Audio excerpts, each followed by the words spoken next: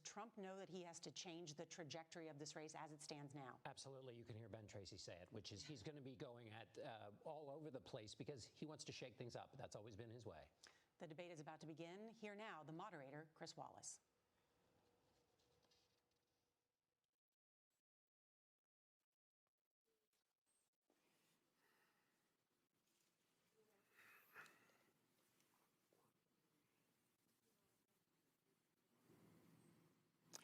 Good evening from the Health Education campus of Case Western Reserve University and the Cleveland Clinic. I'm Chris Wallace of Fox News, and I welcome you to the first of the 2020 presidential debates between President Donald J. Trump and former Vice President Joe Biden. This debate is sponsored by the Commission on Presidential Debates. The commission has designed the format, 6 roughly 15-minute segments with 2-minute answers, then open discussion for the rest of each segment. Both campaigns have agreed to these rules. For the record, I decided the topics and the questions in each topic.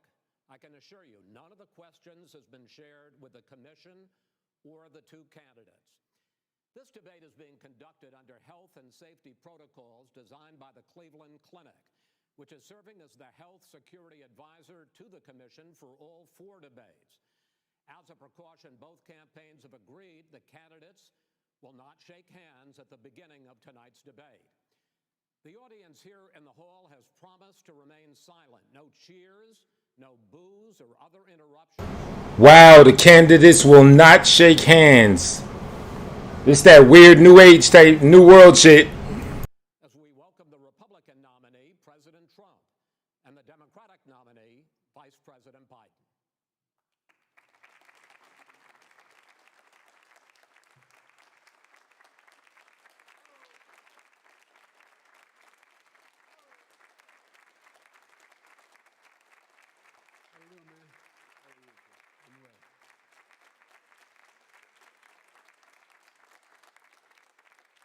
Gentlemen, a lot of people have been waiting for this night, so let's get going. Our first subject is the Supreme Court. President Trump, you nominated Amy Coney Barrett over the weekend to succeed the late Ruth Bader Ginsburg on the court. You say the Constitution is clear about your obligation and the Senate's to consider a nominee to the court. Vice President Biden, you say that this is an effort by the president and Republicans to jam through an appointment and what you call an abuse of power. My first question to both of you tonight: why are you right in the argument you make and your opponent wrong? And where do you think a Justice Barrett would take the court? President Trump, in this first segment, you go first, 2 minutes. Thank you very much, Chris. I will tell you very simply, we won the election. Elections have consequences.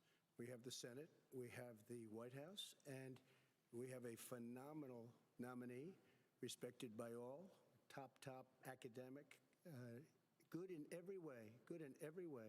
In fact, some of her biggest endorsers are very liberal people from Notre Dame and other places. So I think she's going to be fantastic. We have plenty of time, even if we did it after the election itself. I have a lot of time after the election, as you know.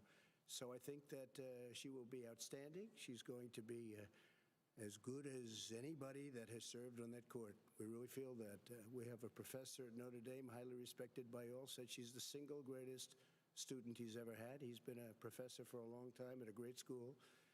And we won the election, and therefore we have the right to choose her. And very few people knowingly would say otherwise. And by the way, the Democrats, they wouldn't even think about not doing it. If they had, the only difference is they'd try and do it faster. There's no way they would give it up. They had Merrick Garland, but the problem is they didn't have the election, so they were stopped. And probably that would happen in reverse also. Definitely would happen in reverse. So we won the election, and we have the right to do it, Chris. President Trump, thank you. Same question to you, Vice President Biden. You have 2 minutes. Well, first of all, thank you for doing this, and looking forward to this, Mr. President. Thank you, Joe. The American people have a right to have a say in who the Supreme Court nominee is. And that say occurs when they vote for a United States senators and when they vote for the President of the United States. They're not going to get that chance now because we're in the middle of an election already. The election has already started. Tens of thousands of people have already voted. And so the thing that should happen is we should wait. We should wait and see what the outcome of this election is, because that's the only way the American people get to express their view is by who they elect as president and who they elect as vice president. Now, what's at stake here is the president's made it clear he wants to get rid of the Affordable Care Act. He's been running on that, he ran on that, and he's been governing on that. He's in the Supreme Court right now trying to get rid of the Affordable Care Act, which will strip 20 million people from having insurance, health insurance now, if it goes into court. And the justice, and I have nothing, I'm not opposed to the justice, she seems like a very fine person. But she's written before she went on the bench, which is her right, that she thinks that the Affordable Care Act is not constitutional. The other thing that's on the court, and if it's struck down, what happens? Women's rights are fundamentally changed. Once again, a woman could be pay more money because she has a pre-existing condition of pregnancy. They were able to charge a woman more for the same exact procedure a man gets. And that ended when we, in fact, passed the Affordable Care Act. And there's 100 million people who have pre-existing conditions, and they'll be taken away as well. Those pre-existing conditions, the insurance companies are going to love this. And so it's just not appropriate to do this before this election. If he wins the election and the Senate is Democrat or Republican, then he goes forward. If not, we should wait until February. All right. There aren't 100 million people with pre-existing conditions. As far as a say is concerned, the people already had their say. Okay, Justice Ginsburg said very powerfully, very strongly, at some point, 10 years ago or so, she said a president and the Senate is elected for a period of time, but a president's elected for 4 years. We're not elected for 3 years. I'm not elected for 3 years.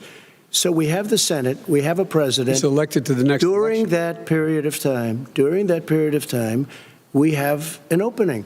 I'm not elected for 3 years. I'm elected for 4 years. And the 100 million people, Joe, the 100 million people is totally wrong. I don't know where you got that number.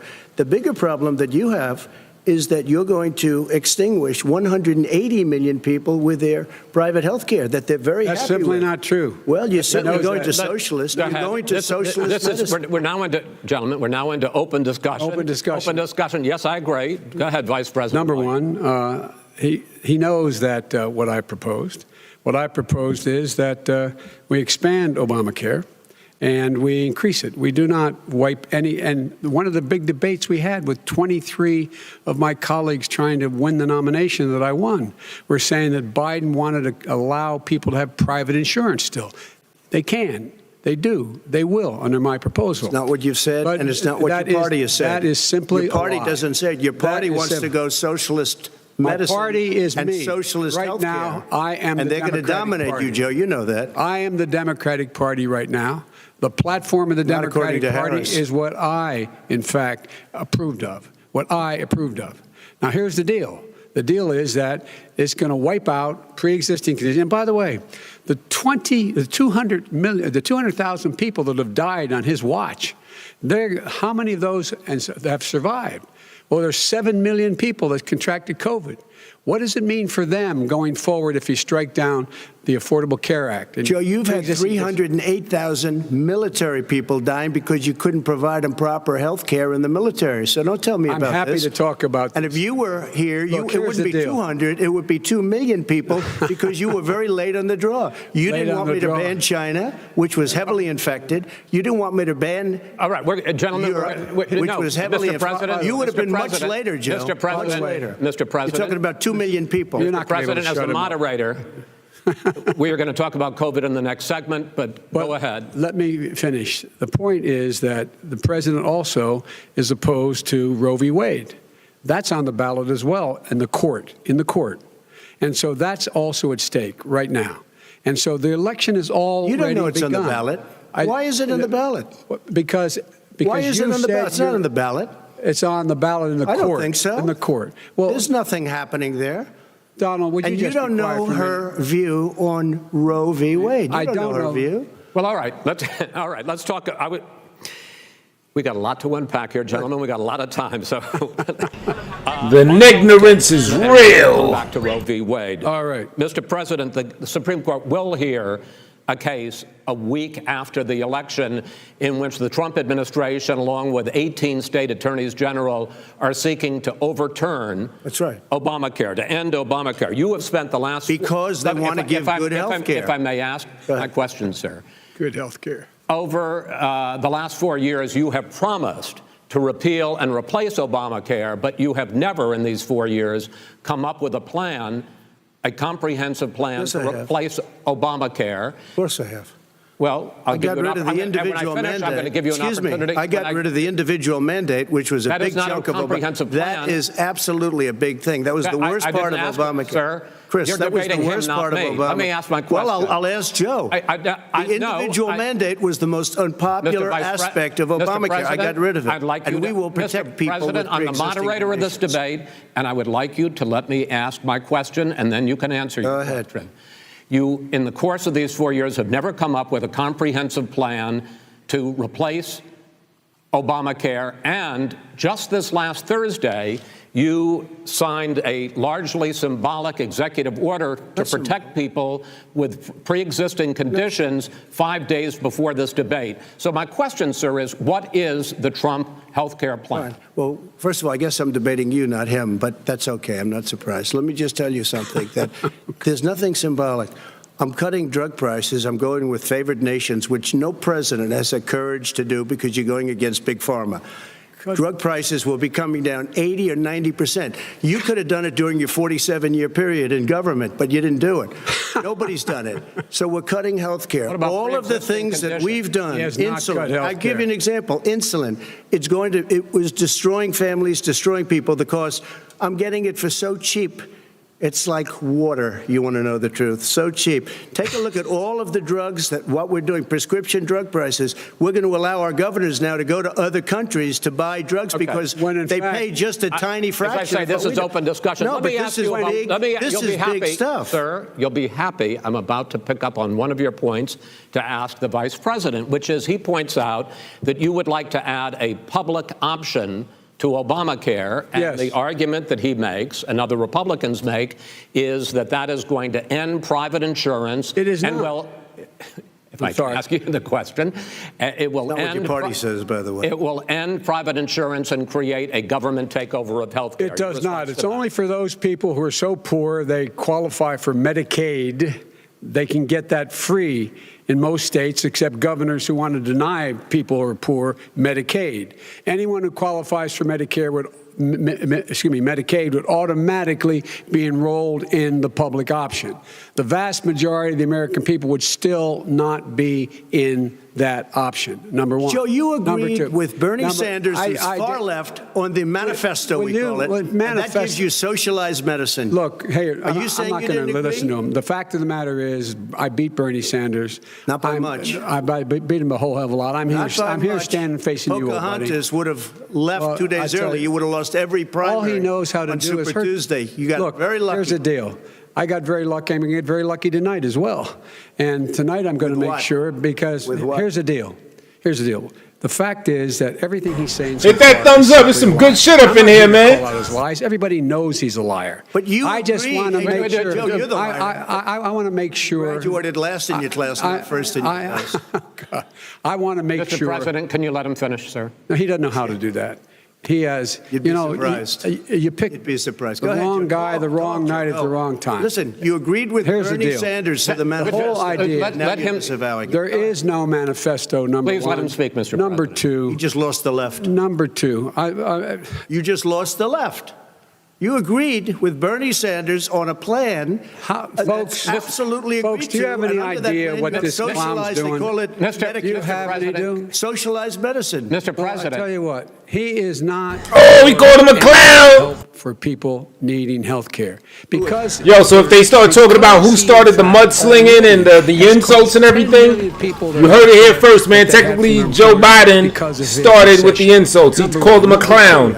So he set it off. Remember that. Getting health care through Obamacare now, that he wants to take it away. He won't ever look you in the eye and say that's what he wants to do. take it away. No, I want to give them Number better three. health care at a much lower price because and by the way, Obamacare he doesn't is know no how. good. He doesn't know how I've to do already that. fixed it. He has never I've offered already a plan. fixed it to an extent. He has never Obamacare, done a as you single might thing. know, but probably don't. Obamacare Gentlemen, you is realize no if you're good, both Joe. speaking at the It's no same good, time, and it's too expensive. let the president Throwing up them protons, neutrons, electrons at carbon We 12. had a choice to make very early on. We took away the individual mandate. We guarantee pre-existing conditions, but took away the individual mandate. Listen, this is the way it is. And that destroyed, that they shouldn't even call it Obamacare. Then I had a choice to make. Do I let my people run it really well or badly? If I run it badly, they'll probably blame him, but they'll blame me. But more importantly, I want to help people, okay? I said, you got to run it so well. That's what he's and I known just for. had a meeting with them. They said, the problem is no matter how well you run Obamacare, it's a disaster. It's too expensive. Okay. Premiums I are got too it. high, and That's it what his doesn't work. people- that's what So his people said. we do want to get rid of it. Chris, we want to get rid of it. I and understand give it, sir, something but I have that's to cheaper and give you better. roughly equal time. Good. Please let the vice president talk. Good.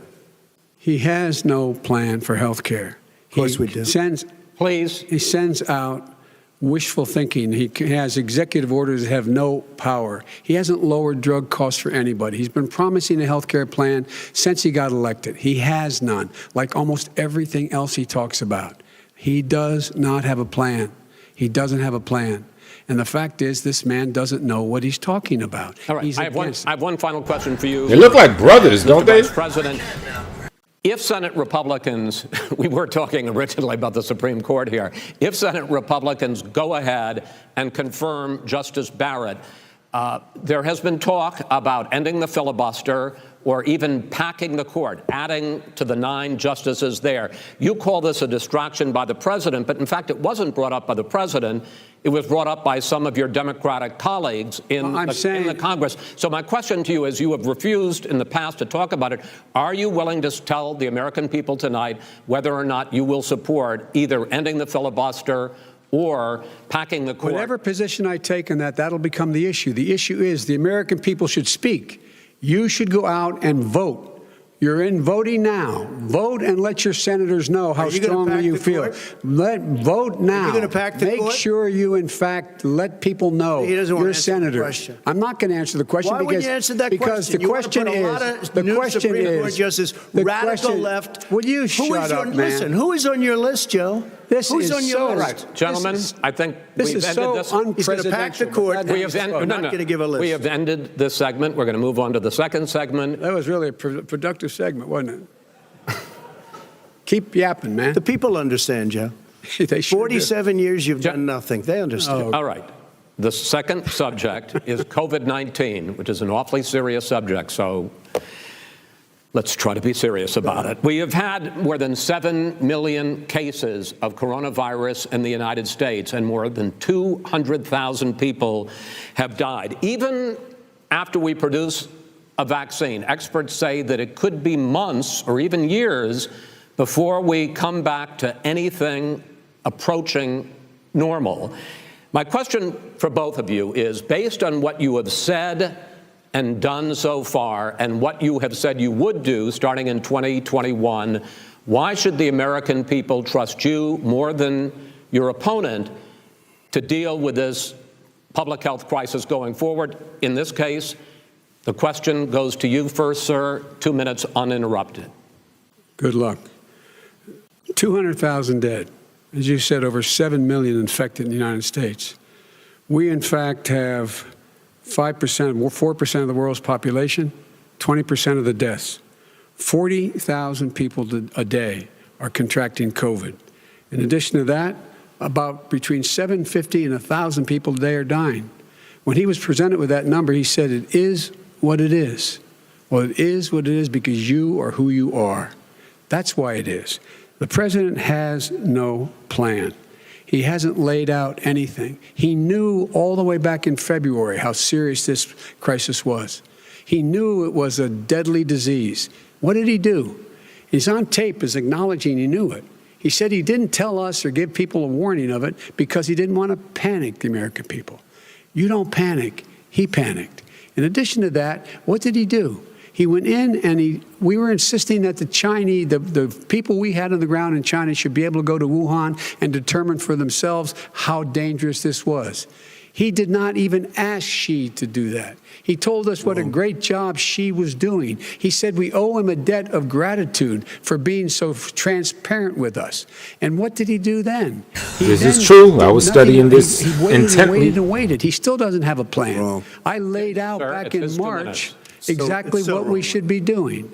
And I laid out again in July what we should be doing. We should be providing all the protective gear possible. We should be providing the money the House has passed in order to be able to go out and get people the help they need to keep their businesses open schools. It cost a lot of money. So, Fran, how you doing? I'm good. How you doing? And get out of the sand trap and get in your golf course and go in the Oval Office and bring together the Democrats and Republicans and fund what needs to be done now to save lives. So if we would have listened to you. You have 2 minutes, sir. If we would have listened to you, the country would have been left wide open. Millions of people would have died, not 200,000, and one person is too much. What do you think of this China's little fault. It should have mudslinging never fest they got happened. going They on? stopped it from going in, but it was China's fault. And by the way, when you talk about numbers, you don't know how many people died in China. You don't know how many people died in Russia. You don't know how many people died in India. They don't exactly give you a straight count, just so you understand. But if you look at what we've done, That's real. China's numbers were probably 5 to 10 times worse than what they reported, at least. Wait a minute. It says 2 minutes. You didn't think we should have closed our country because you thought it was terrible. You wouldn't have closed it for another 2 months. By my doing it early, in fact, Dr. Fauci said, President Trump saved thousands of lives. Many of you Democrat governors said, President Trump did a phenomenal job. We worked with the governor. Oh, really? Go take a look. The governors said I did a phenomenal job. Most of them said that. In fact, people that would not be necessarily on my side said that. President Trump did a phenomenal job. We did. We got the gowns. We got the masks. We made the ventilators. You wouldn't have made ventilators. And now we're weeks away from a vaccine. We're doing therapeutics already. Fewer people are dying when they get sick. Far fewer people are dying. We've done a great job. The only thing I haven't done a good job, and that's because of the fake news. No matter what you say to them, they give you bad press on it. It's just fake news. They give you good press. They give me bad press because that's the way it is, unfortunately. But let me just tell you something. I don't care. I've gotten used to it. But I'll tell you, Joe, you could never have done the job that we did. You don't have it in your blood. You could have never done that job. I know how to do the job. I know how to get the job Well, you done. didn't do very well in swine flu. H1N1, you were a disaster. Your own chief of staff said you were a disaster. 14,000 people died, not 200,000. There was no economic recession. Sir, you made a There was no recession. You made a point. Let him answer it. And there was we didn't shut down the economy. This is his economy he's shut down. The reason it's shut down is because, look, you folks at home, how many of you got up this morning and had an empty chair at the kitchen table because someone died of COVID? How many of you were in a situation where you lost your mom or dad and you couldn't even speak to them? You had a nurse holding a phone up so you could, in fact, say goodbye. You would have lost far more people. Far more people. And, you would have been and by the way, months late. his own CDC director says we could lose as many as another 200,000 people between now and the end of the year. And he held up. He said, if we just wear a mask, we can save half those numbers. Just a mask. And by the way, in terms of the whole notion of a vaccine. We're for a vaccine, but I don't trust him at all, nor do you. I know you don't. What we trust is a scientist. You don't we trust Dr. Johnson Fauci. Johnson, Pfizer? Okay, by the way, gentlemen, let me move on to questions about the future, because you both have touched on two of the questions I'm going to ask. Focusing on the future first, President Trump, you have repeatedly either contradicted or been at odds with some of your government's own top scientists. The week before last, the head of the Centers for Disease Control, Dr. Redfield, said it would be summer before the vaccine would become generally available to the public. You said that he was confused and mistaken. Those were your two words. Yeah. But Dr. Slaoui, the head of your Operation Warp Speed, has said exactly the same thing. Are they both wrong? Well, I've spoken to the companies, and we can have it a lot sooner. It's a very political thing because people like this would rather make it political than save lives. God. It is a very political thing. I've spoken to Pfizer. I've spoken to all of the people that you have to speak to. We have great Moderna, Johnson & Johnson, and others. They can go faster than that by a lot. become very political because the left, or I don't know if I call them left, I don't know what I call them. So you're suggesting that the head of your Operation Warp Speed, Dr. Slawi? I disagree with him. Yeah, no, I disagree with both of them. And he didn't say that. He said it could be there, but it could also be much sooner. I had him in my office 2 days ago. He talked about the summer, sir, before it's generally available. Just like he said it's a possibility that we'll have the answer before November 1st. It could also be after when it's generally available. Well, we're going to deliver it right away. We have the military all set up. Logistically, they're all set up. We have our military that delivers soldiers, and they can do 200,000 a day. They're going to be delivering. This is the same man it's who all told set you up. by Easter this would be gone away. By the warm weather, it'd be gone. Miraculous, like a miracle. And by the way, maybe you could inject some bleach in your arm, and that would take care of it. This is the same man. That was said sarcastically, and you know that. That was said sarcastically. And so here's the deal. This man is talking about a vaccine. Every serious company is talking about maybe having a vaccine done by the end of the year. But the distribution of that vaccine will not occur until sometime beginning or the middle of next year to get it out, if we get the vaccine. And pray God we will. Pray God we will. Mr. Vice President, I want to pick up You'll have the vaccine sooner I want to pick up on this question, though. You say the public can trust the scientists, but they can't trust President Trump. In fact, you said that again tonight. Your running mate, Senator Harris, goes further, saying the public health experts, quote, will be muzzled, will be suppressed. Given the fact that polls already show that people are concerned about the vaccine and are reluctant to take it, are you and your running mate, Senator Harris, contributing to that fear? No more than the question you just asked him. You pointed out.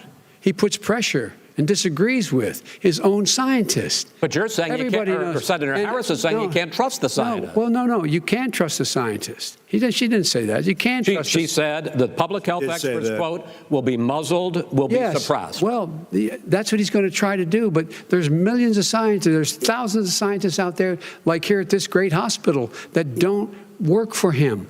Their job doesn't depend on him. That's not, they're the people, and by the way. I spoke to the scientists that are in charge. By the way. They will have the vaccine very soon. Let him finish. Do you believe for a moment what he's telling you in light of all the lies he's told you about the whole issue relating to COVID? He still hasn't even acknowledged that he knew this was happening, knew how dangerous it was going to be back in February, and he didn't even tell you. He's on record as saying it. He panicked or he just looked at the stock market. One of the two, because guess what? A lot of people died, and a lot more are going to die unless he gets a lot smarter, a lot quicker. So, Mr. President? Did you use the word smart? So you said you went to Delaware State, but you forgot the name of your college. You didn't go to Delaware State. You graduated either the lowest or almost the lowest in your class. Don't ever use the word smart with me. Don't ever use that word. Oh, give me a break. Because you know what? There's nothing smart about you, Joe. 47 years you've done nothing. Let's have this debate. And if you would have had, let me just tell you something, Joe. No, if you would have had the charge of what I was put through, I had to close the greatest economy in the history of our country. And by the way, now it's being built again. You see, we're going to get to the economy in the next segment, sir. Okay. It's going up fast. Okay. When it comes to how the virus has been handled so far, the two of you have taken very different approaches, and this is going to affect how the virus is handled going forward by whichever of you ends up becoming the next president. I want to quickly go through several of those. Reopenings. Vice President Biden, you have been much more reluctant than President Trump about reopening the economy and schools. Why, sir? Because he doesn't have a plan. If I were running, I know what the plan is. You've got to provide these businesses the ability to have the money to be able to reopen with the PPE as well as with the sanitation they need. You have to provide them plastic. Tell that to Nancy Pelosi. Well, he's just shush for a minute. Tell it to Nancy Pelosi and Schumer. By the way, Chuck. Nancy Pelosi and Schumer, they have a plan.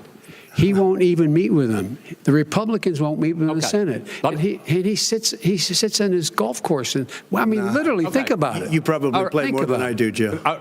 What about this question of reopenings and the fact? Well, he wants to shut down this country, and I want to keep it open. And we did a great thing by shutting it down. Wait a minute, Joe. Let me shut you down for a second, Joe, just for 1 second.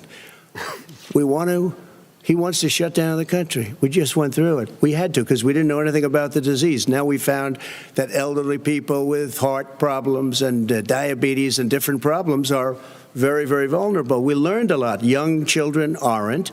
Even younger people aren't. We've learned a lot. But he wants to shut it down. More people will be hurt by continuing. If you look at Pennsylvania, if you look at certain states that have been shut down, they have Democrat governors all. One of the reasons they're shut down is because they want to keep it shut down until after the election on November 3rd. I want to move on to another because subject. it's a political thing. I've got to respond. But those states are not doing well that are shut down right now. Got to respond to that. President Trump, you have begun to increasingly question the effectiveness of masks as a disease preventer. And in fact, recently you have cited the issue of waiters touching their masks and touching plates. Are you questioning no, I think the masks efficacy are okay. of you have to understand, if you look, I mean, I have a mask right here. I put a mask on, when I think I need it. Tonight, as an example, everybody's had a test, and you've had social distancing and all of the things that you have to. But I wear masks when needed. When needed, I wear masks. Okay, let me ask. I don't wear masks like him. Every time you see him, he's got a mask. He could be speaking 200 feet away from it. He shows up with the biggest mask I've ever seen. I will say this. Vice President Biden, go ahead, sir. Look, the way to open businesses is give them the wherewithal to be able to open. We provided money. But I was asking you, sir, about masks. Well, masks make a big difference. His own head of the CDC said if we just wore masks between now, if everybody wore masks in social distance between now and January, we'd probably save up to 100,000 lives. It matters. And they've also said the opposite. They've also said no serious person said the opposite. They've no also said, well, look serious. at Dr. Fauci. Dr. Fauci said the opposite. He did not say the opposite. We got a little bit more than a minute left in this segment. Masks are not good. Then he changed his mind. He said masks good. I'm okay with masks. I want to ask you both about one last subject, because your different approaches has even affected the way that you have campaigned. President Trump, you're holding large rallies with crowds packed together, thousands of people. Outside, yes, sir, agreed. Vice President Biden, you are holding much smaller events with nobody will show up. People with What's true? Nobody shows up to his rallies. All right. In any case, why you holding the big rallies? Why you not? You go first, sir. Because people want to hear what I have to say. I mean, but are you I've done a worried great about job as a president, and I'll have 35,000 people show up at airports. We use airports. Are you not worried about we have a lot of people. Sir? Well, so far we have had no problem whatsoever. It's outside. That's a big difference, according to the experts. And we do them outside. We have tremendous crowds, as you see. I mean, and literally on 24 hours notice. And Joe does the circles and has 3 people someplace. Okay. By the way, did you see one of the last big rallies he has? And a reporter came up to him to ask him a question. He said, no, stand back. Put on your mask. Put on a mask. Have you been tested? I'm way far away from those other people. That's what he said. I can't. I'm going to be okay. He's not worried about you. He's not worried about the people out there breathing in one another. We've had no negative effect.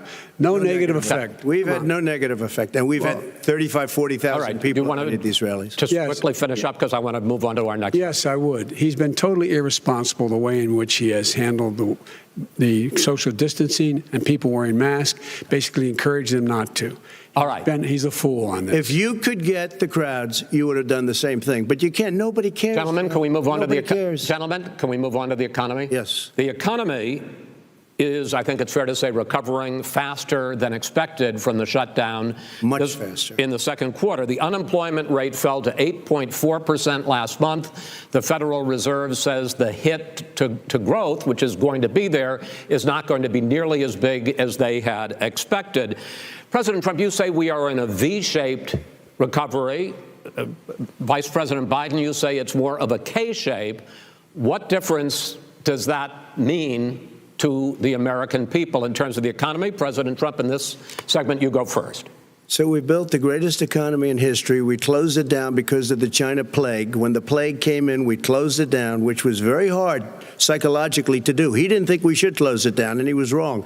And again, 2 million people would be dead now instead of still 204,000 people is too much. One person is too much. Should have never happened from China.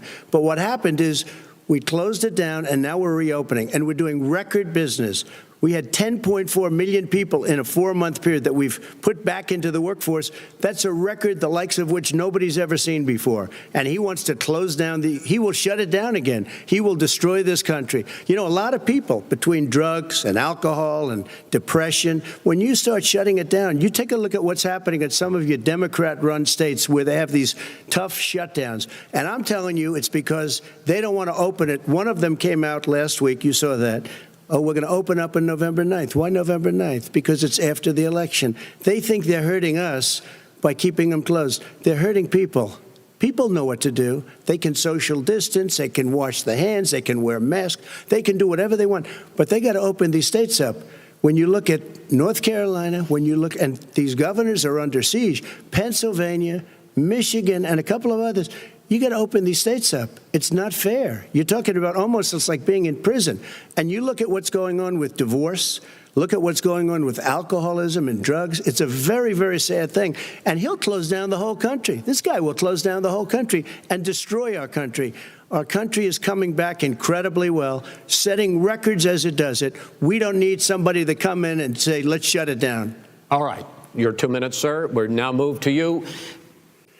As I said, posing the question, the president says it's a V-shaped recovery. You say it's a K-shaped recovery. What's the difference? The difference is millionaires and billionaires like him in the middle of the COVID crisis have done very well.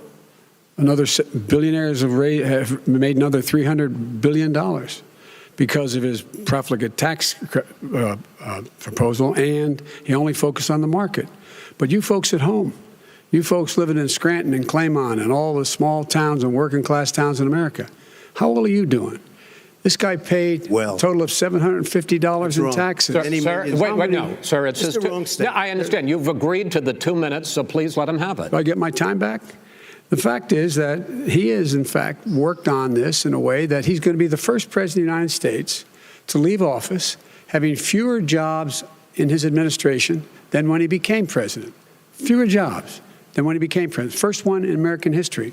Secondly, the people who have lost their jobs are those people who have been on the front lines, those people who have been saving our lives, those people who have been out there dying, people who have been putting themselves in the way to make sure that we could all try to make it.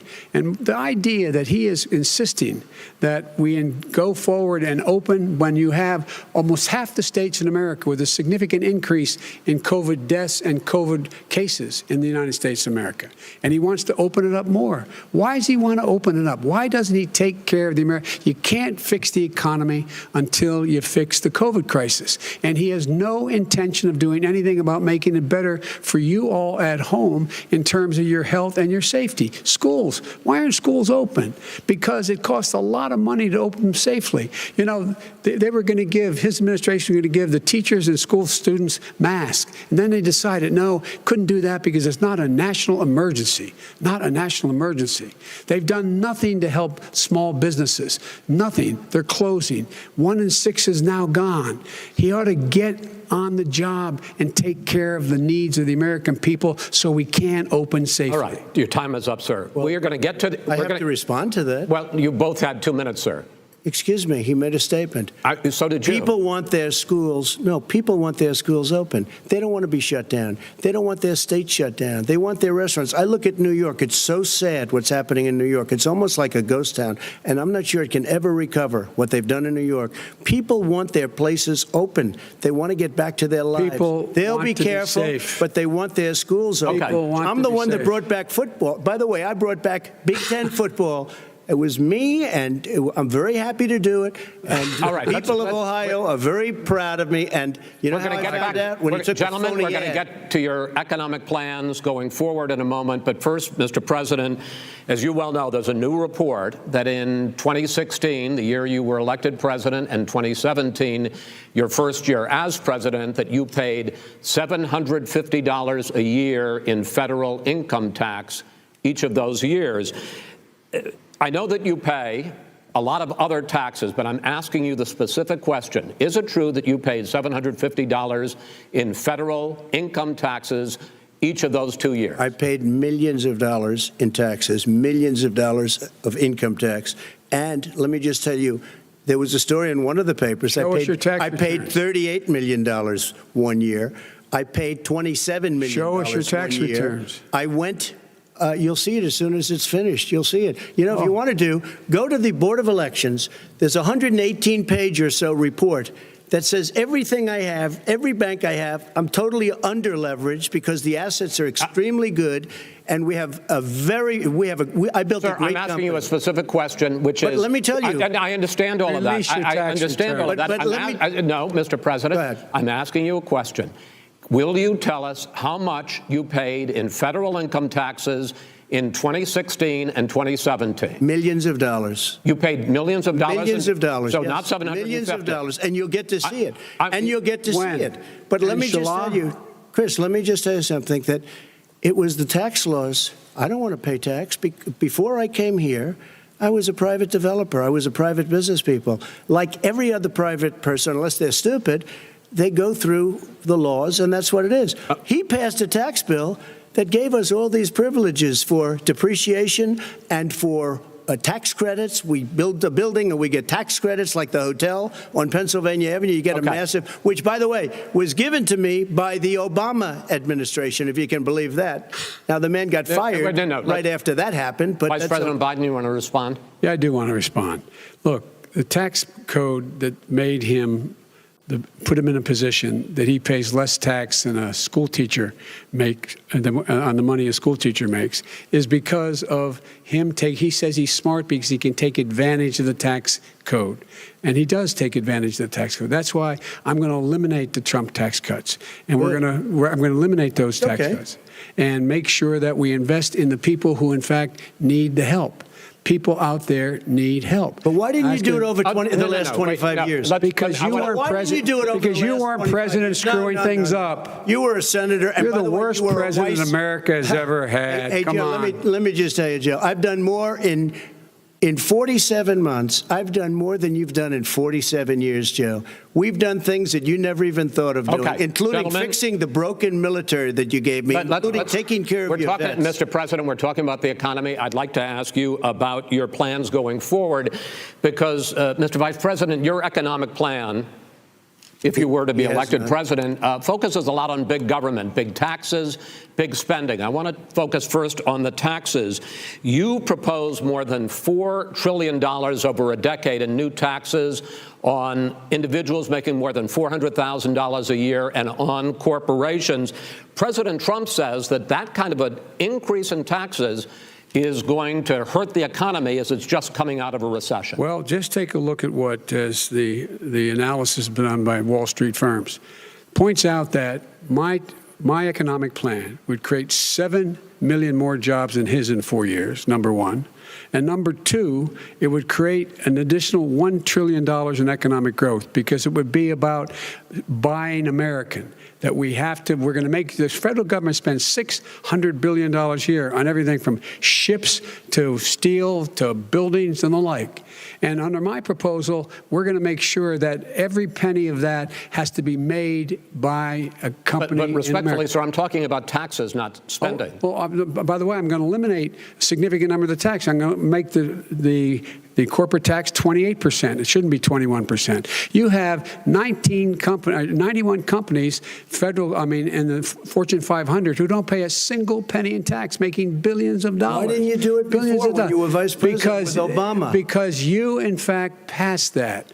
That was your tax proposal. I got it done. And you know what happened? You got it done. Our economy boomed like it's never boomed. The economy is busted. Mr. President, let me pick up on that. You would continue your free market approach, lower taxes, more deregulation, correct? Not lower taxes for the American people. Excuse me. But in Obama's, you talk about the economy booming, it turns out that in Obama's final 3 years as president, more jobs were created, 1.5 million more jobs than in the first 3 years of your presidency. They had the slowest recovery since economic recovery since 1929. It was the slowest recovery. Also, they took over something that was down here. All you had to do is turn on the lights and you pick up a lot.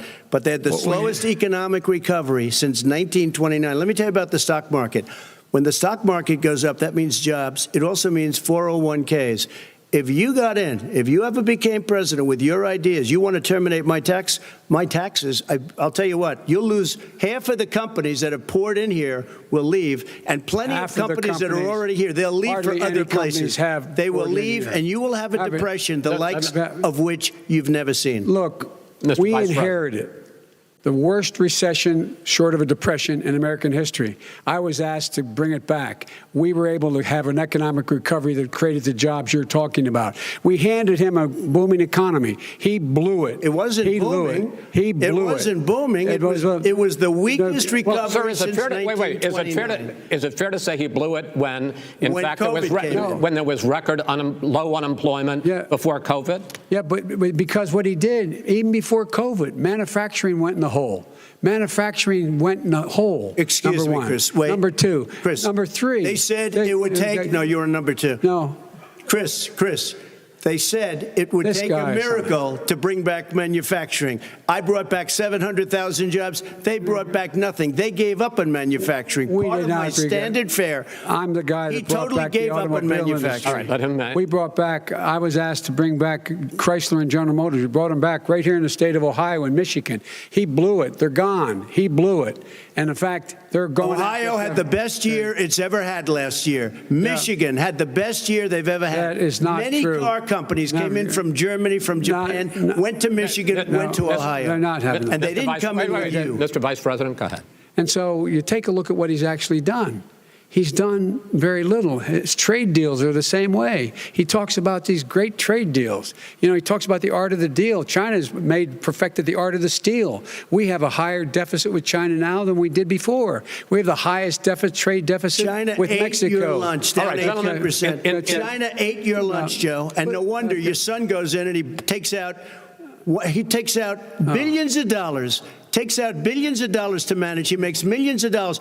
And also, while we're at it, why is it, just out of curiosity, the mayor of Moscow's wife gave your son $3.5 million. What did he do to deserve it? What did he do with Burisma to deserve $183,000? You've asked a question, let him answer. None of that is true. Oh, really? Totally, Mr. President, Mr. President, please. Totally discredited. Totally discredited. And by the way, well, wait, he didn't get $3.5 million, Joe? Mr. Vice, he got $3.5 million.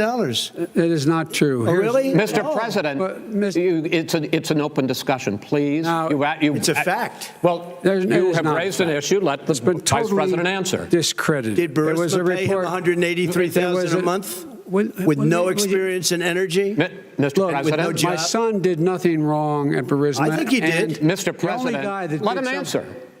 He doesn't want to let me answer because he knows I have the truth. His position has been totally, thoroughly discredited. By who? The media? By everybody. Well, by the media, by our allies, by the World Bank,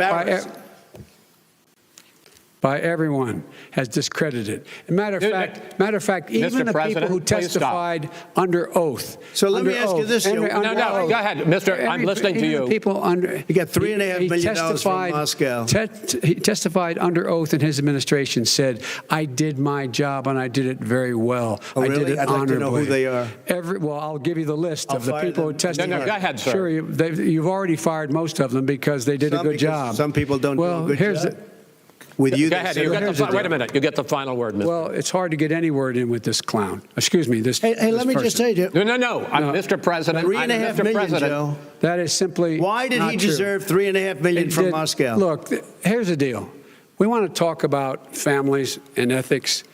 I don't want to do that. I mean, his family we could talk about all night. His family's already. My family lost a fortune by coming down and helping us with government. And that's such a. Mr. President. Every single one of them lost a fortune. This is not about my family or his family. It's about your family. The American people. He doesn't. That's not true. It doesn't want to talk about what you need. You, the American people. It's about you. That's what we're talking about. All right. That's the end of the segment. We're moving on. He didn't take them. Well, Vice President, no. Can I be honest? It's a very important question. Try to be honest. He stood up. The answer to the question is no. Ukraine. No, sir. With $1 billion, if you that is absolutely not true. You're doing it. You're going to have true, gentlemen.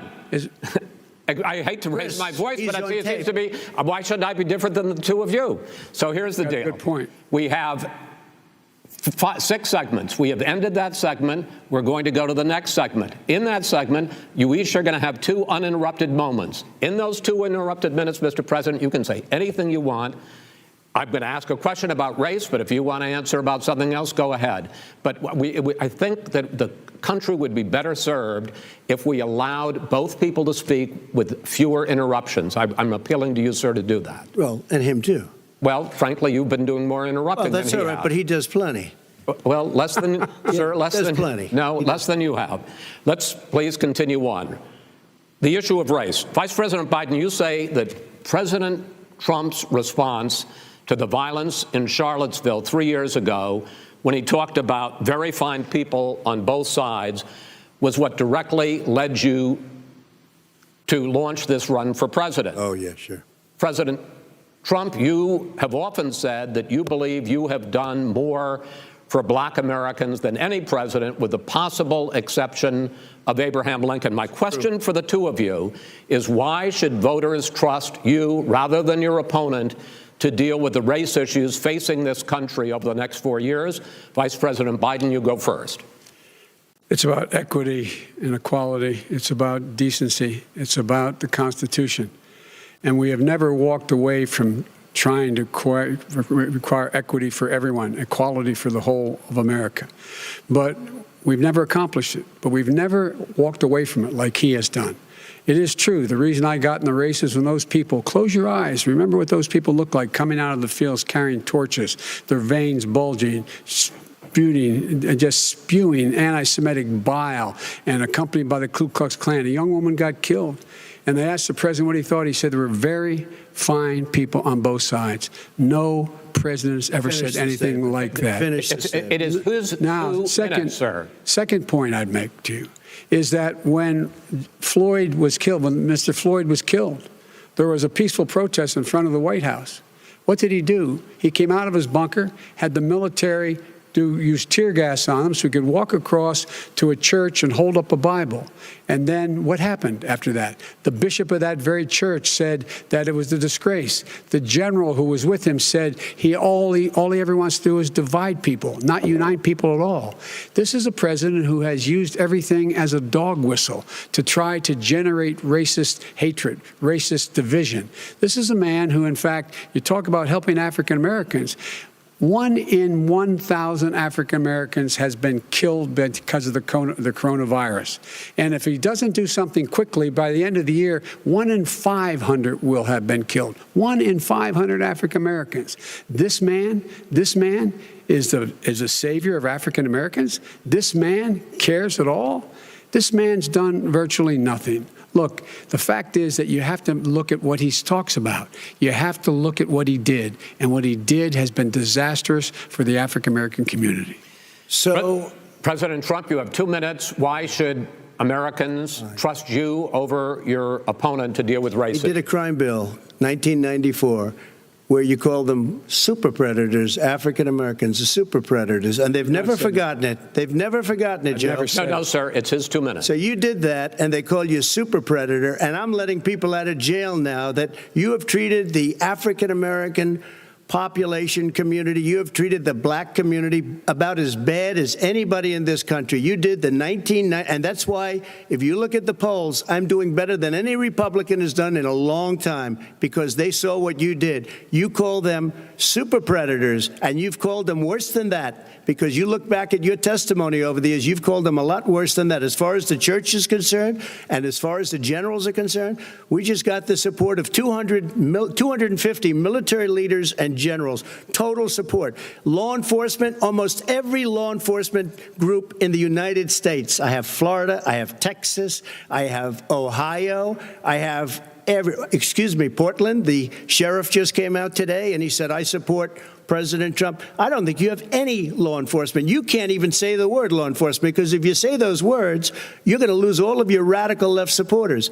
And why aren't you saying those words, Joe? Why don't you say the words law enforcement? Because you know what? If they called us in Portland, we would put out that fire in a half an hour, but they won't do it because they're run by radical left Democrats.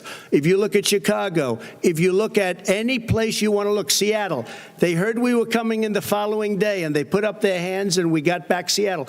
Minneapolis, we got it back, Joe, because we believe in law and order, but you don't. The top 10 cities and just about the top 40 cities are run by Democrats and in many cases radical left. And they've got you wrapped around their finger, Joe, to a point where you don't want to say anything about law and order. And I'll tell you what, the people of this country want and demand law and order, and you're afraid to even say it. All right. I want to return to the question of race. Vice President Biden, after the grand jury in the Breonna Taylor case decided not to charge any of the police with homicide, you said it raises the question, quote, whether justice could be equally applied in America. Do you believe that there is a separate but unequal system of justice for blacks in this country? Yes, there is. There's systemic injustice in this country, in education and work and in law enforcement and the way in which it's enforced.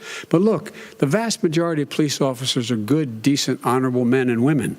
They risk their lives every day to take care of us. But there are some bad apples. And when they occur, when they find them, they have to be sorted out. They have to be held accountable. They have to be held accountable.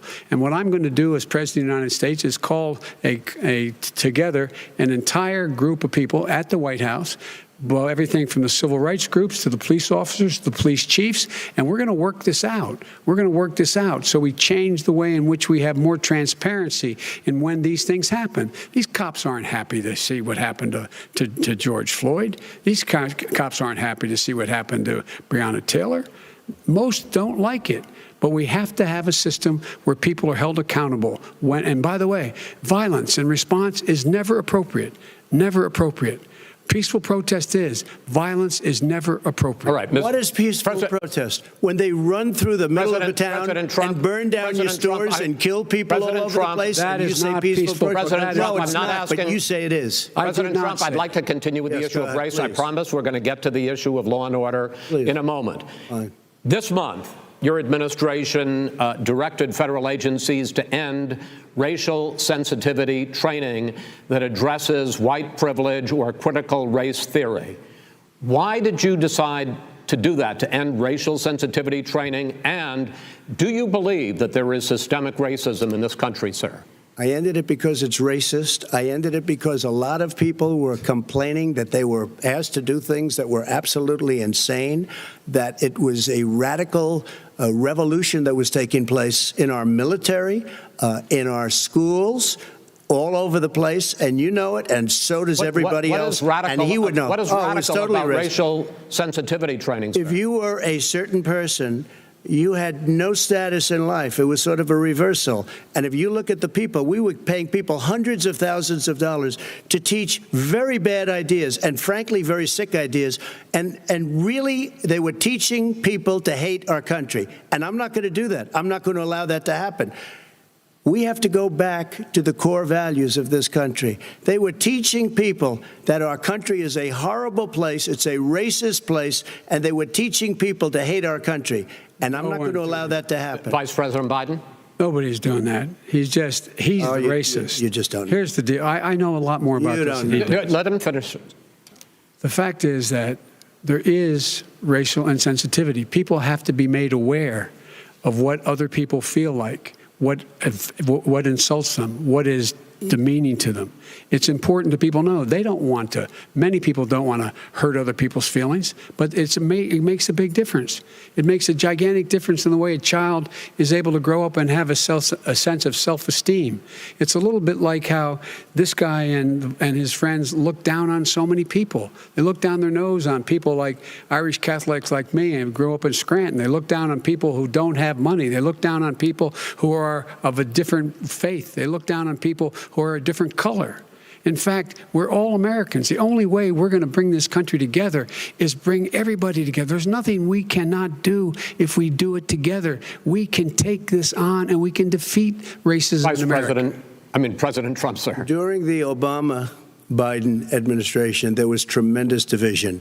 There was hatred. You look at Ferguson, you look at You go to many places. Look at Oakland. Look what happened in Oakland. Look what happened in Baltimore. Look what happened. Frankly, it was more violent than what I'm even seeing now. Oh, my but Lord. the reason is that ridiculous. the Democrats that run these cities ridiculous. don't want to talk like you about law and order. Violent and you crime, still haven't mentioned. violent Are you in crime. favor of law and order? I'm in favor of law. You follow Are you in it, and a favor little bit of law and order? Go yes, ahead, I'm say in it. favor. You Everybody's asked a in favor question, of let him finish. Law and order. Loses Law lefty. and order. Let him answer. Law and order with justice, where people get treated fairly. Okay. And the fact of the matter is, violent crime went down 17%, 15% in our administration. All right. It's gone up on his watch. Went down much more in ours. All right, we're now. is You're, president of Mr. the President, United you're going States to. of America. We Mr. were President, breaking every record in the Mr. book. President, you're going to be very happy because And the we're now going to places talk we- about law and order. Places we had trouble were Democratic-run cities. That's and exactly so- my question. There has been a dramatic increase in homicides in America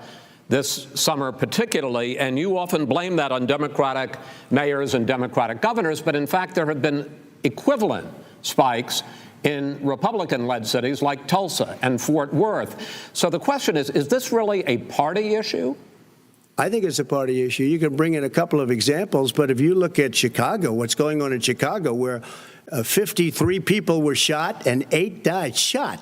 If you look at New York, where it's going up like nobody's ever seen anything, the numbers are going up 100, 150, 200% crime. It is crazy what's going on. And he doesn't want to say law and order because he can't, because he'll lose his radical left supporters. And once he does that, it's over with. But if he ever got to run this country and they ran it the way he would want to run it, we would have our suburbs would be gone. By the way, our suburbs would be gone, and you would see problems like you've never seen. He would know a suburb unless he took a wrong turn. Oh, I know suburbs. He would not. So much Go ahead. Wait a minute. I was raised in the suburbs. This is not 1950. All these dog whistles on racism don't work anymore. Suburbs are by and large integrated. There's many people today driving their kids to soccer practice and or to black and white and Hispanic in the same car as there have been any time in the past. What really is a threat to the suburbs and their safety is his failure to deal with COVID. They're dying in the suburbs. His failure to deal with the environment. They're being flooded.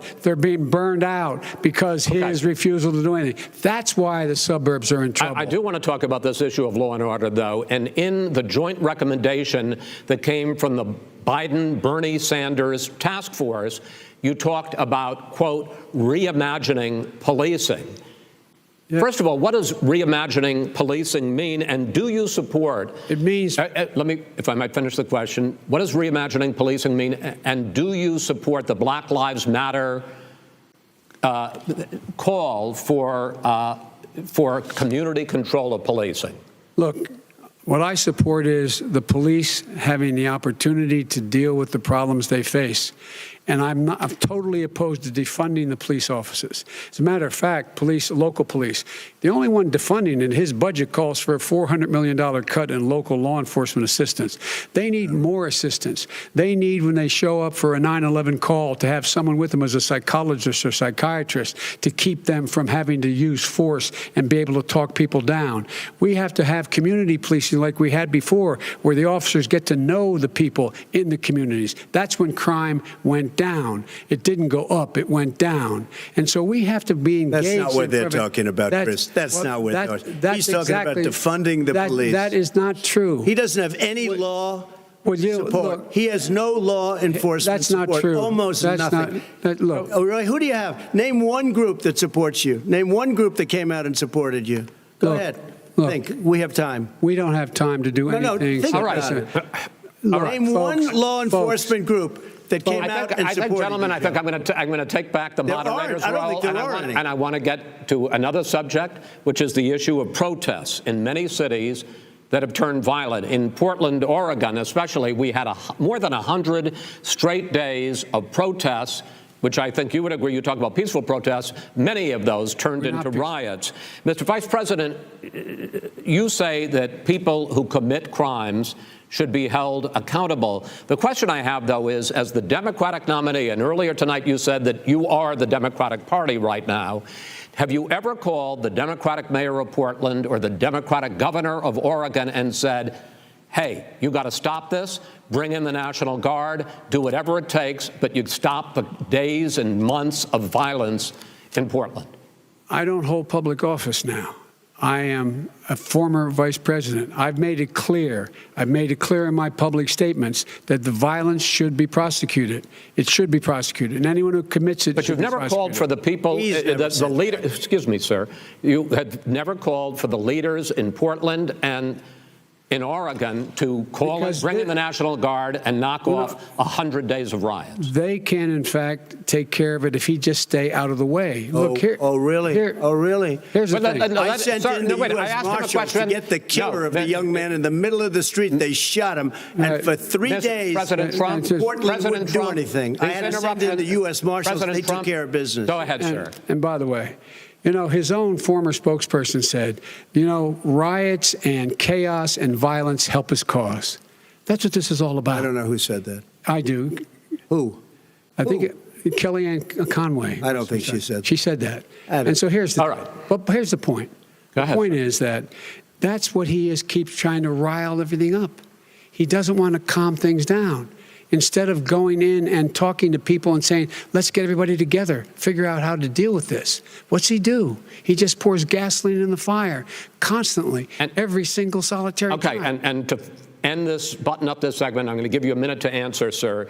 You have repeatedly criticized. I have to answer his statement. No, you have repeatedly. Wait, you have no, you've been talking back and forth. You made a statement. I'm asking you. I would love to end it. Sir, I would love to end it. You know, if you want to switch seats, we could very quickly. We could do that, but I'd send in the National Guard. It would be over. There'd be no problem. Okay, but they don't want to accept the National Guard. You have repeatedly criticized the vice president for not specifically calling out Antifa and other left-wing extremist groups. But are you willing tonight to condemn white supremacists and militia groups and to say that they need to stand down and not add to the violence in a number of these cities, as we saw in Kenosha and as we've seen in Portland? Sure, are you I'm prepared to specifically do it? Well, go ahead, sir. I would say almost everything I see is from the left wing, not from the right wing. So what are you saying? I'm willing to do anything. I want to see peace. Then do it, sir. Say it. Do it. Say it. Do you want to call him? What do you want to call them? Give me a name. Give me a white name. Supremacists and Who would you like me to condemn? White supremacists and right Proud Boys, stand back and stand by. But I'll tell you what. Somebody's got to do something about Antifa and the left, because this is not a right-wing problem. This is a left-wing. FBI director This is a left-wing problem. White supremacists. Antifa's an idea, not an organization. Oh, you got to be not kidding. malicious. That's what his FBI, FBI director said. Well, then you know what? No, we're done, sir. We're moving on to the next. We're moving. When a bat hits you over the head, that's not an idea. Everybody in your administration tells you the truth has a bad idea. Can I tell you what? You have no idea. Antifa is a dangerous, all right, radical gentlemen, group. we're now moving on to the Trump and Biden records. They'll overthrow you. When a president, I'm going to ask a question. When the president seeks a second term, it is generally a referendum on his record. But Vice President Biden, you like to quote one of your dad's sayings, which is, don't compare me to the almighty, compare me to the alternative. And in this case, sir, you are the alternative. Looking at both of your records, I'm going to ask each of you, why should voters elect you president over your opponent? In this segment, President Trump, you go first, 2 minutes. Because there has never been an administration or president who has done more than I've done in a period of 3.5 years. And that's despite the impeachment hoax. And you saw what happened today with Hillary Clinton, where it was a whole big con job. But despite going through all of these things, where I had to fight both flanks and behind me and above, there has never been an administration that's done what I've done. The greatest, before COVID came in, the greatest economy in history, lowest unemployment numbers. Everything was good. Everything was going. And by the way, there was unity going to happen. People were calling me for the first time in years. They were calling and they were saying, it's time maybe. And then what happened? We got hit, but now we're building it back up again. A rebuilding of the military, including Space Force and all of the other things. A fixing of the VA, which was a mess under him. 308,000 people died because they didn't have proper health care. It was a mess. And we now got a 91% approval rating at the VA, our vets. We take care of our vets.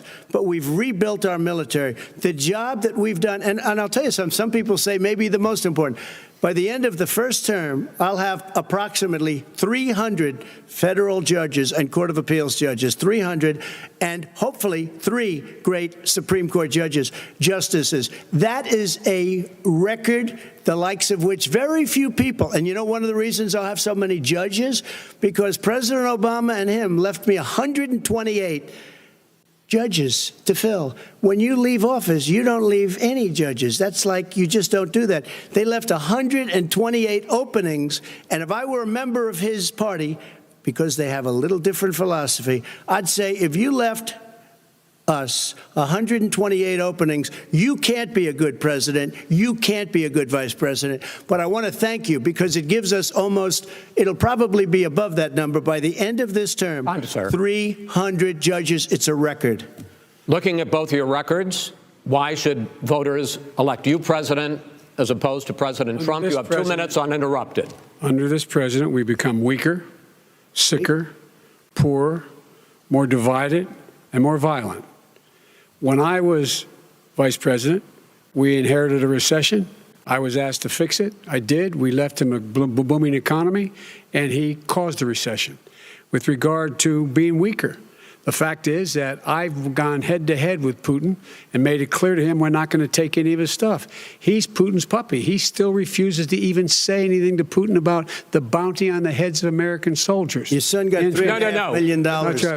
And by the way, my son... Wait a minute. Mr. President, your campaign agreed to both sides would get 2-minute answers uninterrupted. Well, your side agreed to it, and why don't you observe what your campaign agreed to as a ground rule, okay, sir? He never keeps his word. Can you add back no, I'm not asking. That was a rhetorical question. Can you add back 30 seconds? Yeah, yes, you may have. All right. Go ahead. So, thirdly, we're poor.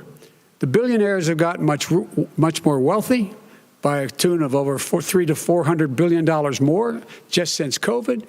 You in the home, you got less. You're in more trouble than you were before.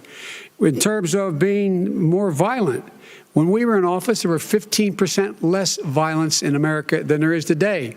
He's president of the United States. It's on his watch. And with regard to more divided, the nation can't stay divided. We can't be this way. And speaking of my son, the way you talk about the military, the way you talk about them being losers and being and just being suckers, my son was in Iraq. He spent a year there. He got the Bronze Star. He got the Conspicuous Service Medal. He was not a loser. He was a patriot, and the people left behind there were heroes. Really? And I resent. Are you talking about Hunter? Are you talking about Hunter? I'm talking about my son, Beau Biden. You're talking about. I don't know Beau. I know Hunter. Yeah, Hunter got thrown out of the military. He was thrown out, dishonorably discharged. That's not true. He wasn't dishonorably. Cocaine use. And he didn't have a job until you became vice president. Once you became vice president, he made a fortune in Ukraine, in China, in Moscow, and various other places. True. He made a fortune. My son. And he didn't have a job. My son, like a lot of people we know at home, had a drug problem. He's overtaken it. He's fixed it. He's worked on it, and I'm proud of him. But why was he given tens of millions of dollars? But he wasn't given tens of millions of dollars. That is totally discredited. We've already been through. Totally discredited. We've already been through this. I think the American people would rather hear about more substantial subjects. Well, you know, as the moderator, sir, I'm going to make a judgment call here. $3.5 million from the mayor of Moscow. Let's talk about that. True. Gentlemen, that report is totally discredited. Mitt Romney on that committee said it wasn't worth taxpayers' money, that report. It was written for political reasons. You know, I'd like to talk about climate change. So would I. Okay. The forest fires in the West are raging now. They have burned millions of acres. They have displaced hundreds of thousands of people. When state officials there blame the fires on climate change, Mr. President, you said, I don't think the science knows. Over your 4 years, you have pulled the U.S. out of the Paris Climate Accord. You have rolled back a number of Obama environmental records. What do you believe about the science of climate change, and what will you do in the next 4 years to confront it? I want crystal clean water and air. I want beautiful, clean air. We have now the lowest carbon. If you look at our numbers right now, we are doing phenomenally. But I haven't destroyed our businesses. Our businesses aren't put out of commission. If you look at the Paris Accord, it was a disaster from our standpoint. And people are actually very happy about what's going on because our businesses are doing well. As far as the fires are concerned, you need forest management in addition to everything else. The forest floors are loaded up with trees, dead trees that are years old, and they're like tinder, and leaves and everything else. You drop a cigarette in there, the whole forest burns down. You've got to have forest management. You've got to have cuts. What do you believe about the science of climate change, sir? I believe that we have to do everything we can to have immaculate air, immaculate water, and do whatever else we can that's good. You know, we're planting 1 billion trees, the Billion Tree Project, and it's very exciting. You believe for a lot of people. that human pollution, greenhouse gas emissions contributes to the global warming of this planet? I think a lot of things do, but I think to an extent, yes. I think to an extent, yes. But I also think we have to do better management of our forests. Every year, I get the call, California's burning. California's burning. If that was cleaned, if you had forest management, good forest management, you wouldn't be getting those calls. You know, in Europe, they live their forest cities. They're called forest cities. They maintain their forests. They manage their forests. I was with the head of a major country. It's a forest city. He said, sir, we have trees that are far more, they ignite much easier than California. There shouldn't be that problem. I spoke with the governor about it. I'm getting along very well with the governor. But I said, you know, at some point, you can't every year have hundreds of thousands of acres of land just burned to the ground. But, sir, that's burning down because of a lack of management. But, sir, if you believe in the science of climate change, why have you rolled back the Obama Clean Power Plan, which limited carbon emissions in power plants? Why have you relaxed? Because it was driving energy prices through the sky. Why have you relaxed fuel economy standards that are going to create more pollution from cars and trucks? Well, not really, because what's happening is the car is much less expensive and it's a much safer car, and you're talking about a tiny difference. And then what would happen, because of the cost of the car, you would have at least double and triple the number of cars purchased. We have the old slugs out there that are 10, 12 years old. If you did that, the car would be safer. It would be much cheaper by $3,500. In the case of California, they've simply ignored. No, but you would take a lot of cars off the market because people would be able to afford a car. Now, and by the way, we're going to see how that turns out. But a lot of people agree with me, many people. The car has gotten so expensive because they have computers all over the place for an extra little bit of gasoline. And, and I'm okay with electric cars, too. I think I'm all for electric cars. I've given big incentives for electric cars. But what they've done in California is just crazy. Vice President Biden, I'd like you to respond to the president's climate change record, but I also want to ask you about a concern. You proposed $2 trillion in green jobs. You talk about new limits, not abolishing, but new limits on fracking, ending the use of fossil fuels to generate electricity by 2035, and zero net emission of greenhouse gases by 2050. The president says a lot of these things would tank the economy and cost millions of jobs. He's absolutely wrong, number one. Number two, if in fact, during our administration, the Recovery Act, I was in charge, able to bring down the cost of renewable energy to cheaper than or as cheap as coal and gas and oil. Nobody's going to build another coal-fired plant in America. No one's going to build another oil-fired plant in America. They're going to move to renewable energy, number one. Number two, we're going to make sure that we are able to take the federal fleet and turn it into a fleet that's run on their electric vehicles. Making sure that we can do that, we're going to put 500,000 charging stations and all of the highways that we're going to be building in the future. We're going to build an economy that, in fact, is going to provide for the ability us to take 4 million buildings and make sure that they, in fact, are weatherized in a way that, in fact, they'll emit significantly less gas and oil because the heat will not be going out. There's so many things that we can do now to create thousands and thousands of jobs. We can get to net zero in terms of energy production by 2035. Not only not costing people jobs, creating millions of good-paying jobs, not $15 an hour, but prevailing wage. by having a new infrastructure that, in fact, is green. And the first thing I will do, I will rejoin the Paris Accord. I will join the Paris Accord because with us out of it, look what's happening. It's all falling apart. And talk about someone who has no relationship with foreign policy. Brazil, the rainforests of Brazil are being torn down, are being ripped down. More carbon is absorbed in that rainforest than every bit of carbon that's emitted in the United States. Instead of doing something about that, I would be gathering up and making sure we had the countries of the world coming up with $20 billion and say, here's $20 billion. Stop tearing down the forest. And if you don't, then you're going to have significant economic consequences. What about the argument that President Trump basically says that you have to balance environmental interests and economic interests, and he's drawn his line? Well, he hadn't drawn a line. He still, for example, makes sure that he wants to make sure that methane's not a problem. You can now emit more methane without it being a problem. Methane. This is a guy who says that you don't have to have mileage standards for automobiles that exist now. This is a guy who says that.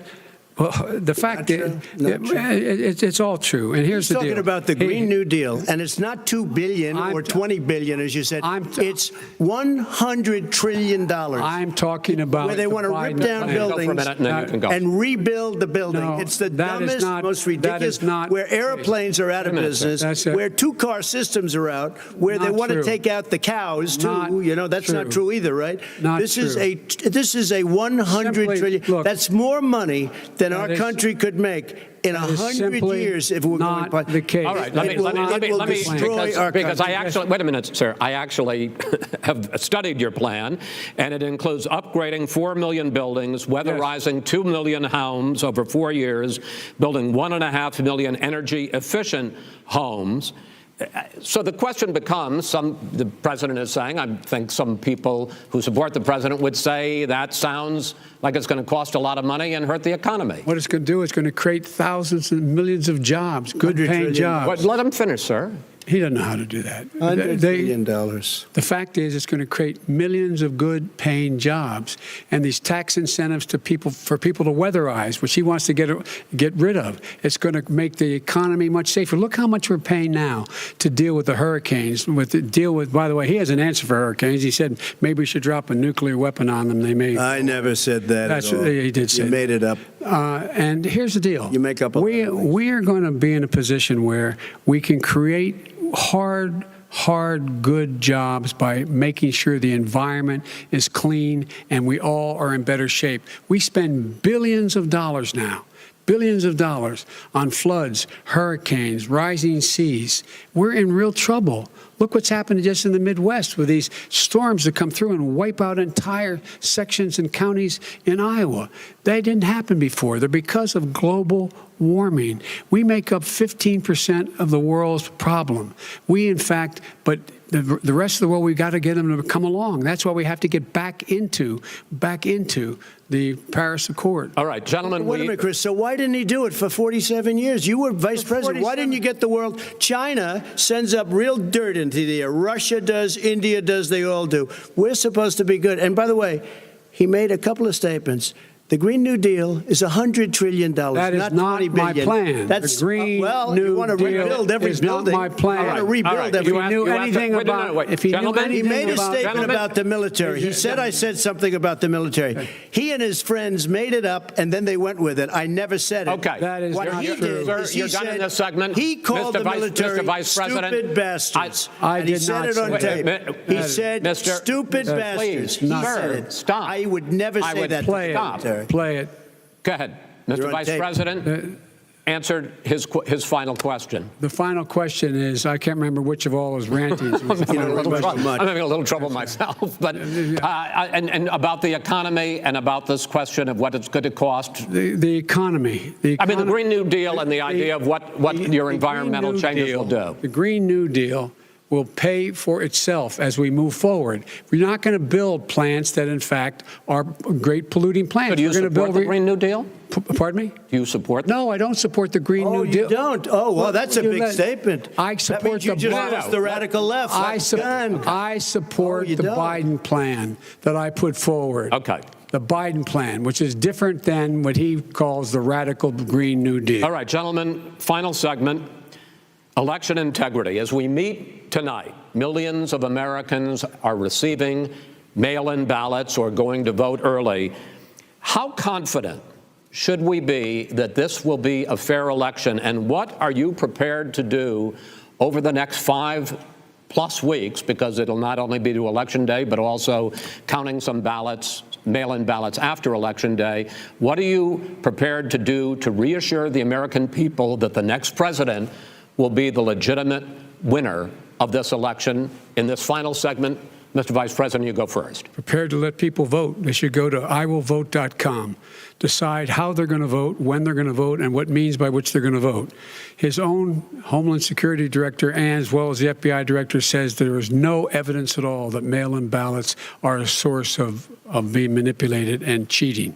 They said that. The fact is that there are going to be millions of people because of COVID that are going to be voting by mail-in ballots, like he does, by the way. He sits behind the Resolute desk and sends his ballot to Florida, number one. Number two, we're going to make sure that those people who want to vote in person are able to vote, because enough poll watchers are there to make sure they can socially distance. The polls are open on time, and the polls stay open until the votes are counted. And this is all about trying to dissuade people from voting, because he's trying to scare people into thinking that it's not going to be legitimate. Show up and vote.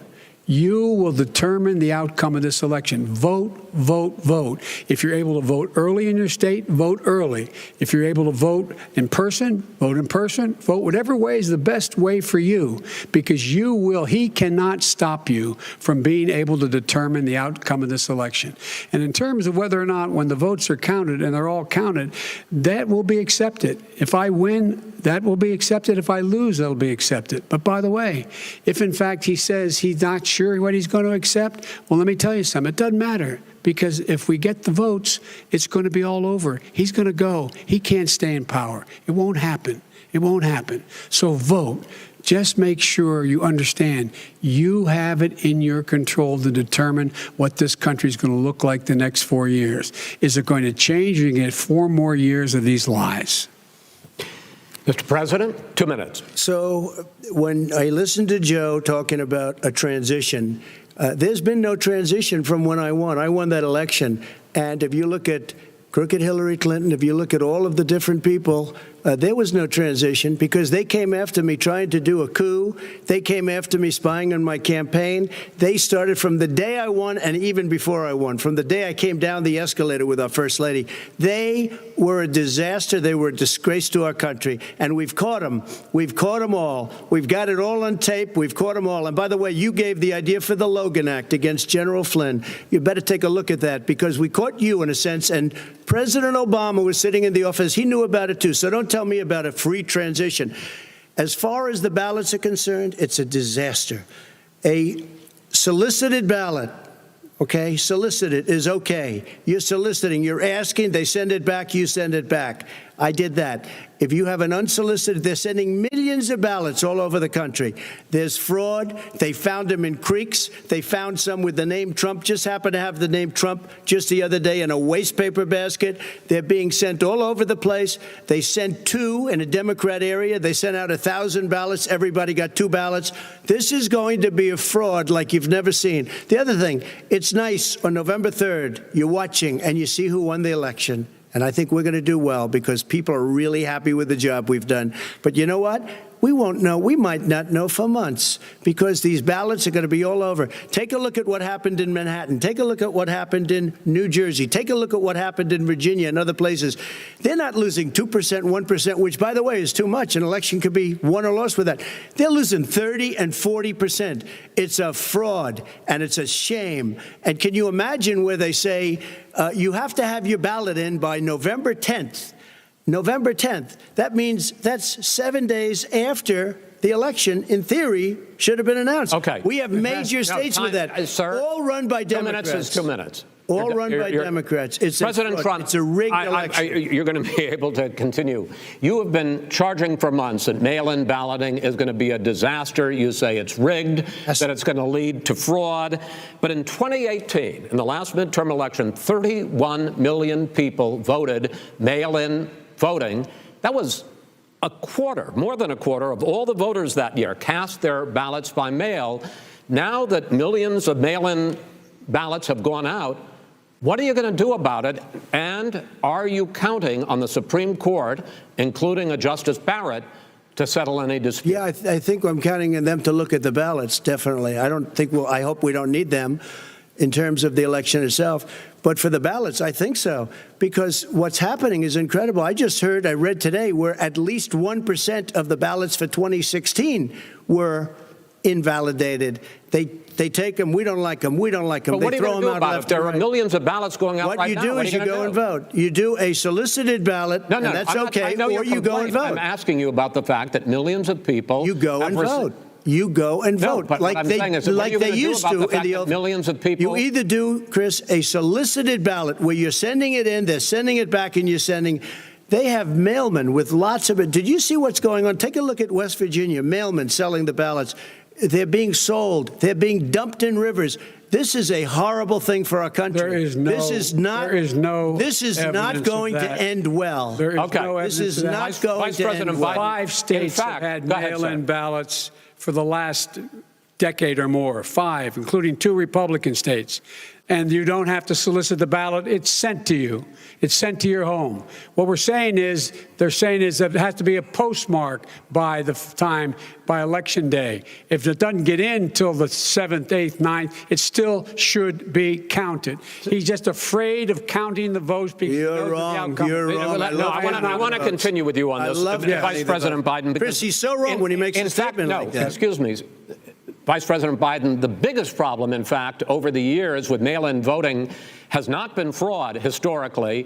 It has been that sizable numbers, sometimes hundreds of thousands of ballots are thrown out because they have not been properly filled out, or there is some other irregularity, or they missed the deadline. So the question I have is, are you concerned that the Supreme Court with a Justice Barrett will settle any dispute? I'm concerned that any court would settle this because here's the deal.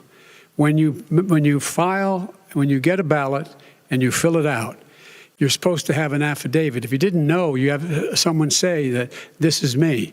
You should be able to, if in fact you can verify that's you before the ballot is thrown out, that's sufficient to be able to count the ballot because someone made a mistake and not dotting the correct I. Who they voted for, testify, say who they voted for, say it's you. That is totally legitimate. All right. Excuse me, Chris, when you have 80 million ballots, I have a final Senate question. and swamping the system, you know it can't be done. You know it can't, and already there's been fraud. Mail service delivers 185 final million question mail a day. In 8 states, we can keep talking. In 8 states, election workers are prohibited currently by law, 8 states, from even beginning to process ballots, even take them out of the envelopes and flatten them until Election Day. That means that it's likely, because there's going to be a huge increase in mail-in balloting, that we are not going to know on election night who the winner is, that it could be days, it could be weeks. Could be months. Until we find out who the new president is. So first for you, sir, finally for the vice president, I hope neither of you will interrupt the other. Will you urge your supporters to stay calm during this extended period, not to engage in any civil unrest? And will you pledge tonight that you will not declare victory until the election has been independently certified? President Trump, you go first. I'm urging my supporters to go into the polls and watch very carefully, because that's what has to happen. I am urging them to do it. As you know, today there was a big problem. In Philadelphia, they went in to watch. They're called poll watchers, a very safe, very nice thing. They were thrown out. They weren't allowed to watch. You know why? Because bad things happen in Philadelphia, bad things. And I am urging my people. I hope it's going to be a fair election. If it's a fair election, I am 100% on board. But if I see tens of thousands of ballots being manipulated, I can't go along with that. And I'll tell you what, does that from mean, a common sense, does that mean you're going to tell your people to take to the street? It means you have a fraudulent election. You're sending out 80 million ballots. They're not equipped to. These people aren't equipped to handle it. Number one. Number two, they cheat. They cheat. Hey, they found ballots in a waste paper basket 3 days ago, and they all had the name military ballots. They were military. They all had the name Trump on them. Vice President you think Biden, that's good? Vice President Biden, final question for you. Will you urge your supporters to stay calm while the vote is counted, and will you pledge not to declare victory until the election is independently certified? Yes, and here's the deal. We count the ballots, as you pointed out. Some of these ballots in some states can't even be opened until Election Day. And if there's thousands of ballots, it's going to take time to do it. And by the way, our military, they've been voting by ballots since the end of the Civil War, in effect. And that's what's going to happen. Why was it not? Why is it for them somehow not fraudulent? It's the same process. It's honest. No one has established at all that there is fraud related to mail-in ballots, that somehow it's a fraudulent process. It's already been established. Take a look at Carolyn Maloney's race. I asked you had an opportunity to respond. Look at Carolyn Maloney. Go ahead. They have no idea what happened. Vice President Biden, go ahead. He has no idea what he's talking about. Here's the deal. The fact is, I will accept it, and he will too. You know why? Because once the winner is declared, after all the ballots are counted, all the votes are counted, that'll be the end of it. That'll be the end of it. And if it's me, in fact, fine. If it's not me, I'll support the outcome. And I'll be a president not just for the Democrats. I'll be a president for Democrats and Republicans. And this guy, I want to see an honest ballot count. Gentlemen, you say that's the end of it? This is the end of this debate? Honest ballot count. We're going to leave it there. To be continued as in more debates as we go on. President Trump, Vice President Biden, it's been an interesting hour and a half. I want to thank you both for participating in the first of 3 debates that you have agreed to engage in. We want to thank Case Western Reserve University and the Cleveland Clinic for hosting this event. The next debate, sponsored by the Commission on Presidential Debates, will be 1 week from tomorrow, October 7th, at the University of Utah in Salt Lake City. The 2 vice presidential nominees, Vice President Mike Pence and Senator Kamala Harris, will debate at 9 p.m. Eastern that night. We hope you watch. Until then, thank you and good night.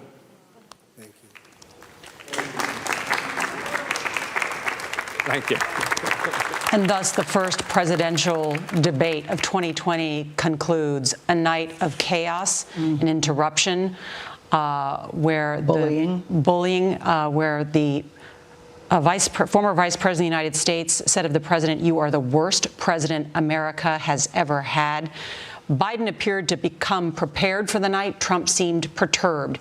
And so Trump's strategy tonight was to interrupt, to try and steamroll not only his opponent, but also the moderator, who was unable to keep control of the 2 candidates. I think one of the questions we're all asking tonight is, can we really have 2 more of these debates with the type of behavior that was displayed tonight? John? You know what I was thinking, Nora? I was thinking that I was pure entertainment. For very different reasons. I found it at times painful to watch. And I'm like an outside guy. I'm not really a big super politicking type of guy and everything. You know what I'm saying? So, yeah. But yeah, shout out to everybody that, came through and watched it with me. You know what I'm saying? Got Mahogany Roots and MJ up in the building. You know what I'm saying? Caribbean Freddie V-Dubs somewhere up top was up in here. Trinez up in this thing. You know what I'm saying? Who else was up in here? A couple people. That might be everybody. Oh, no. Safran was up in the building, too. You know what I'm saying? Caribbean Freddie, Dubs. Bugs up in here. Yep. I think I got everybody. I don't want to miss anybody. Well, definitely check this thing, from the top. I pretty much let it run. I think around the beginning I was like doing a little bit of commentary, but it's mainly me letting it just rock out, so you could just watch like the whole thing. Biden called Trump a clown like a couple times. Trump said some very bogus, suspect stuff about telling the white supremacists to stand back and stand by.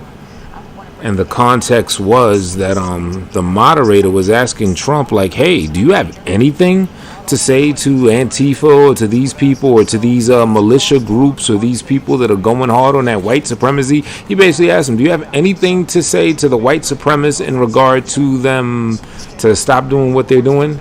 And Trump said, yeah, sure, I'll say something to the white supremacists. Stand back and stand by.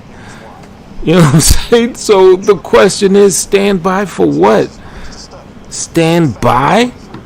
That was all Freudian slip. So I'm hoping that, I don't know what they call them, pundits and just people, even Saturday Night Live. I'm hoping everyone in the media was able to dissect that, little statement that he said and pretty much give him that work over having said that thing. So that's going to be interesting how that plays out.